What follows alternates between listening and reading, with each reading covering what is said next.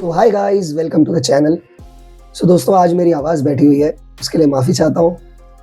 और अगर आपको कुछ ना समझ में आए तो आप मुझे कमेंट सेक्शन में पूछ सकते हो, और जो भी मेरे व्हाट्सएप पे है वो मुझे व्हाट्सएप पे भी पूछ सकते हैं। और अगर किसी को व्हाट्सएप ज्वाइन करना है तो वो नीचे लिंक दिया हुआ है डिस्क्रिप्शन में, वो व्हाट्सएप का ग्रुप भी ज्वाइन कर सकता है। तो दोस्तों, सोचो एक ऐसा क्रिप्टो जहाँ टोकन तुरंत बेचने के लिए बना ही नहीं है, और जहाँ रियल ह्यूमंस को बॉट से अलग करके डिसाइड होता है कि कौन आगे बढ़ेगा और कौन पीछे रह जाएगा। आज क्रिप्टो का सबसे बड़ा प्रॉब्लम है फेक यूजर्स, इजी डंपिंग और प्रोजेक्ट्स जहां लिस्ट के बाद खत्म हो जाते हैं। लेकिन इंटेलिंक का मॉडल इस सब से बिल्कुल उल्टा जा रहा है। यहाँ वेरिफिकेशन से पहले टोकन यूजेबल ही नहीं है। इंस्टीट्यूशंस को भी टीम से नहीं, मार्केट से बाय करना पड़ता है, और ITLG को एक रिजर्व एसेट जैसे ट्रीट किया जा रहा है। इस वीडियो में कामली स्टेप बाय स्टेप बताऊंगा क्यों इंटरलिंक यूजर्स को एक्यूमुलेट करने को बोला जा रहा है, वेरिफिकेशन का असली लॉजिक क्या है, और ये सिस्टम लॉन्ग टर्म में किस तरह से गेम चेंज कर सकता है। एंड तक जरूर देखना गाइस, क्योंकि लास्ट पॉइंट में तुम्हें समझ आएगा ये सिर्फ एक माइनिंग रिवॉर्ड नहीं बल्कि एक पूरा इकोनॉमिक शिफ्ट है। क्रिप्टो में रिवॉर्ड मॉडल का प्रॉब्लम। क्रिप्टो का ओल्ड मॉडल सिंपल था गाइस, माइन करो, टोकन आया, एक्सचेंज पे ले जाओ, बेच दो। इसका रिजल्ट क्या होता था? प्राइस का pressure, short term thinking, community सिर्फ रिवॉर्ड्स तक लिमिटेड। इंटरलिंक यहाँ पर ब्रेक लगाता है गाइस। यहाँ पहले ट्रस्ट, फिर वेरिफिकेशन और फिर यूटिलिटी आती है। इसलिए माइन टोकन को तुरंत यूजेबल बनाना इंटेंशनली रोका गया है। ITLG को ट्रेड टोकन क्यों नहीं माना जा रहा है? ऑफिशियल पोस्ट के हिसाब से ITLG is build as a reserve, not a trade. Simple example, gold को हर दिन बाय सेल करने के लिए नहीं रखा जाता, बल्कि वैल्यू स्टोर के लिए रखा जाता है। इंटरलिंक में ITLG का रोल भी वैसा ही है, exactly held, trusted, long term system के अंदर लॉग्ड। इसलिए फोकस बेचने पर नहीं, एक्यूमुलेट करने पर होता है। Halving plus human activity is equal to controlled supply. Normal crypto में इन्फ्लेशन कंट्रोल सिर्फ मैथ्स होता है, यहाँ मैथ्स के साथ ह्यूमन बिहेवियर भी ऐड किया गया है। हाल्विंग से supply slow, mining real activity से लिंक की गई है, फेक वॉल्यूम का स्कोप बहुत कम है। इसका मतलब टोकन का फ्लो स्लो होता जा रहा है, लेकिन नेटवर्क का यूज बढ़ता जा रहा है। ट्रेजरी एडॉप्शन का रियल मीनिंग। इंस्टीट्यूशंस का आना सिर्फ न्यूज नहीं है, सवाल होता है कि कैसे आए। इंटरलिंक का rules, no direct allocation, no insider deal, OTC through open market. इसका फायदा किसको होगा? एग्जिस्टिंग यूजर्स को। डिमांड मार्केट से आ रही है, टीम डंप नहीं कर रही है। वेरिफिकेशन क्यों मैंडेटरी रखी गई है? BSC न्यूज का पॉइंट यहाँ क्रूशल है। माइन टोकन यूजेबल नहीं होते जब तक वेरीफाई ना हो। इसका गोल पनिशमेंट नहीं, फिल्टरिंग है। बॉट्स आउट, इनएक्टिव यूजर्स पीछे, कंसिस्टेंट ह्यूमंस आगे। ये सिस्टम क्वांटिटी से ज्यादा क्वालिटी को रिवॉर्ड करता है। माइनिंग कंसिस्टेंसी का रियल मतलब। हर क्लिक छोटा लगता है गाइस, लेकिन सिस्टम के लिए वो प्रूफ ऑफ कमिटमेंट है। Daily mining is equal to presence, group mining is equal to trust, streak is equal to reliability. AI इन चीजों को ट्रैक करता है गाइस, कोई मैनुअल फेवरेटिज्म नहीं। बर्न हिस्ट्री क्यों इतनी इंपॉर्टेंट है? Burn is equal to inactivity का सिग्नल। क्लीन बर्न हिस्ट्री का मतलब होता है guys discipline, responsibility, predictable behaviour. Verification क्यों में ये एक नेगेटिव या पॉजिटिव वेट बन जाता है। HCS का रोल, सिंपल लैंग्वेज में, HCS ये डिसाइड नहीं करता कि तुम कब वेरीफाई होगे, बल्कि ये डिसाइड करता है कि कितना वेरीफाई होगा। Order not equals to amount guys. ये सेपरेशन ही सिस्टम को फेयर बनाता है। एक्यूमुलेशन फेज की साइकोलॉजी शिफ्ट। ये फेज पेशेंस को रिवॉर्ड करता है गाइस। यहाँ फोमो काम ही नहीं करता। जो यूजर मानता है अभी कुछ नहीं हो रहा, वो यूजुअली सिस्टम से पहले ही बाहर निकल जाता है। फोमो का मतलब है guys fear of missing out. Institutions और यूजर्स का सेम रूल। सबसे अंडररेटेड पॉइंट है गाइस ये। इंस्टीट्यूशंस भी सेम मार्केट रूल्स फॉलो करते हैं, कोई शॉर्टकट नहीं, इसलिए ट्रस्ट बिल्ड होता है बहुत ज्यादा। क्योंकि गाइस क्रिप्टो में कैसा होता है पहले से ही कि जब कोई नया टोकन लॉन्च होने वाला होता है तो बैकएंड में ही बड़े वेल्स को दिए जाते हैं कुछ कॉइन्स, या किसी इंस्टीट्यूशंस को दिए जाते हैं कॉइन्स। तो ये चीज़ यहाँ नहीं हो रही है गाइस। यहाँ पर कैसे होगा?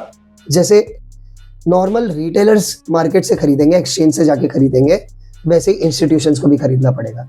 तो इससे क्या बैलेंस अच्छा रहेगा, ट्रस्ट भी बना रहेगा। वेरिफिकेशन के बाद क्या बदलता है? सो दोस्तों, verified token is equal to usable, transferable, ecosystem ready. ये सिर्फ अनलॉक नहीं, ये एक इकोनॉमिक एंट्री पॉइंट बन जाएगा। मतलब कि गाइस, जैसे ही वेरीफाई होगा आपका टोकन, तो उससे आप उसको यूज करना शुरू कर सकते हो। आप ट्रांसफर कर सकते हो एक अकाउंट से दूसरे अकाउंट में। ब्लॉकचेन पे रेडी रहेगा, इकोसिस्टम पे रेडी रहेगा। इनके जो भी इनके खुद के डीएप्स होंगे, आप उनमें यूज कर सकते हो टोकन को।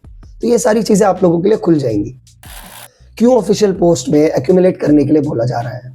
क्योंकि सिस्टम का नेक्स्ट फेज जो है ना गाइस, वो बहुत स्लो सप्लाई का है, वेरीफाइड यूसेज का है, रियल डिमांड का है। इस स्टेज पे पेशेंस का वैल्यू बढ़ता है गाइस। जो पाई नेटवर्क ने गलतियां की थी अपने यूज केसेस को लेके और बाकी चीजों को लेके, वो इंटरलिंक नहीं कर रहा है गलती। तो मैंने पाई नेटवर्क में सेम ऐसे ही फॉलो किया था गाइस, लेकिन पाई नेटवर्क के पास कोई यूज केस नहीं था। तो यूज केस नहीं होने की वजह से क्या हुआ, वो कोलैप्स हो गया। अभी भी उनका काम चल रहा है, मैं ये नहीं कह रहा हूं कि पाई नेटवर्क खत्म हो चुका है या पाई नेटवर्क आगे नहीं बढ़ेगा, बट जो चीज वो अब कर रहे हैं वो चीज उनको पहले करनी चाहिए थी, उसके बाद टोकन लॉन्च करना चाहिए था। सो इंटरलिंक सेम यही चीजें डिसाइड कर रहा है। इंटरलिंक ने ये पहले ही सोच लिया है कि जब तक इकोसिस्टम पूरी तरह से रेडी नहीं होगा, जब तक यूज केसेस नहीं आएंगे मार्केट में, जब तक टोकन लॉन्च नहीं करेंगे। सो गाइज, जल्दबाजी ना करो, आप लोग थोड़ा सब्र रखो, लिस्टिंग पे इतना जोर मत दो। आप लोग अपनी माइनिंग कंसिस्टेंट रखो, अपना HCS बढ़ाने की कोशिश करो, जिससे फ्यूचर में जब भी वेरिफिकेशन हो तो आपको ज्यादा से ज्यादा टोकन अनलॉक करके मिले।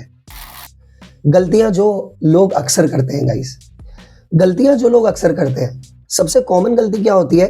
जब तक टोकन यूज नहीं हो पा रहा है, जब तक उसको बेकार समझ लिया जाता है। रियलिटी गाइस ये है, यूजिबिलिटी के लिए ही वेरिफिकेशन बनाई गई है। दोस्तों, कोई भी चीज बिना वेरीफाई हुए कैसे यूज कर सकता है? कोई भी। अब मैं आप लोगों को ये बताता हूँ गाइस कि कैसा होता है जब वेरीफाई हो जाएंगे आपके टोकन्स। तो वेरीफाई होने के बाद एक आपको एग्जैक्टली पता होगा कि आपके पास कितने टोकन है। अभी जो हम ITLG माइन कर रहे हैं वो अनवेरीफाइड है, तो इनमें से फिल्टर होके शायद हमें कम मिले या उतने ही मिले। तो वो सब चीज निर्भर करती है आपके HCS पे, आपके डेली माइनिंग के शेड्यूल पे, आपकी कंसिस्टेंसी पे, आपके ट्रस्ट पे। सो आपको जितने ज्यादा मिलेंगे, आप उतना ज्यादा उसको यूज कर पाएंगे आफ्टर वेरिफिकेशन। सो HCS पे ध्यान दो गाइस। अगर आप ट्रेड नहीं करते हो तो माइनिंग कंसिस्टेंट रखो, और हो सके तो गेम्स खेलने चालू रखो। हो सके तो आप जितने भी डाओ के प्रपोजल्स आते हैं उनको जाके वोट करो। ये सारी चीजें गाइस क्या होंगी, ये सारी चीजें आप मिला के आपका HCS बढ़ाएंगी। क्योंकि कैसा है, यहाँ गेम है ऐसा कि 50% जो आपका HCS इंक्रीज होगा ना, वो ट्रेडिंग से होगा। लेकिन आप ट्रेडिंग तो करते नहीं हो, तो आपके पास बचा हो ये 50% माइनिंग कंसिस्टेंसी। सो आप माइनिंग और कंसिस्टेंसी से अपना जो 50% बढ़ा सकते हो, आप वो बढ़ा लो। तो उससे क्या होगा, आप HCS बढ़ाओगे, उतना ज्यादा आपको टोकन अनलॉक होके मिलेगा, वेरीफाइड होके मिलेगा। ये मॉडल कहाँ फेल हो सकता है? अगर यूजर डिसिप्लिन फॉलो ना करे तो सिस्टम स्लो लगेगा गाइस। इसलिए ये मॉडल हर किसी के लिए नहीं बनाया गया है। सो दोस्तों, ये सारी चीजें जो चल रही हैं कि कंसिस्टेंसी बहुत मैटर करती है, ये इसी से रिलेटेड है गाइस।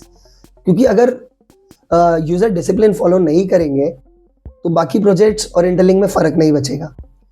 जो हाल अदर प्रोजेक्ट्स का हुआ है वही हाल इंटरलिंक का भी होगा। इसलिए इंटरलिंक ये कह रहा है, जितने भी इनके यूजर्स हैं उनको एक्टिव रहने के लिए बोल रहा है, क्योंकि सिस्टम को जरूरत होती है एक्टिव यूजर्स की, ना कि अनडिसिप्लिन यूजर्स की जो सिर्फ रिवॉर्ड के लिए आए हैं।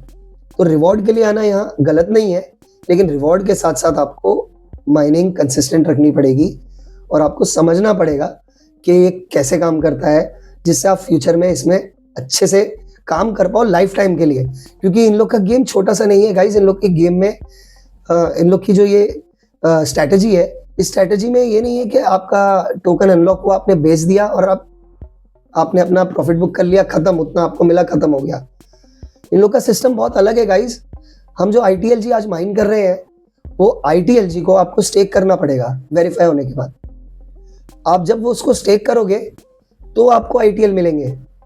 समझ रहे हो? और वो ITLG आपके कभी खत्म नहीं होंगे, वो ITLG आपके वैसे के वैसे ही रहेंगे। बस वो ITLG की वजह से आपको हर महीने या हर दिन या हर साल आपको कुछ ITLs मिलेंगे। तो ITL मार्केट का कॉइन होगा, मार्केट का टोकन होगा। आप उसको एक्सचेंज पे लिस्टिंग के बाद यूज कर सकते हो, आप स्वैप कर सकते हो, कुछ भी कर सकते हो, बेच भी सकते हो। बट ITLG जो है वो ट्रेडिंग के लिए नहीं बनाया गया है गाइस, वो सिर्फ और सिर्फ स्टेक करने के लिए बनाया गया है, जिससे बेस आपके पास रहे लाइफ टाइम के लिए। शायद लॉन्च तो दोनों ही टोकन होंगे, ITLG भी लॉन्च होगा, ITL भी लॉन्च होगा, लेकिन जो ITLG बेच देगा वो एक बार बेच के अपना रिवॉर्ड लेके निकल लेगा, लेकिन जो ITLG अपने पास रखेगा लाइफ टाइम के लिए, वो लाइफ टाइम तक ITL पाएगा। तो ये इतना सिंपल है गाइस, इसको समझो। जब भी लिस्टिंग हो तो 2 बार सोचना ITLG बेचने के लिए। सो दोस्तों, ITLG एक ऐसा एसेट है जिसकी वजह से आपको ITL मिलेंगे, वो भी लाइफ टाइम तक।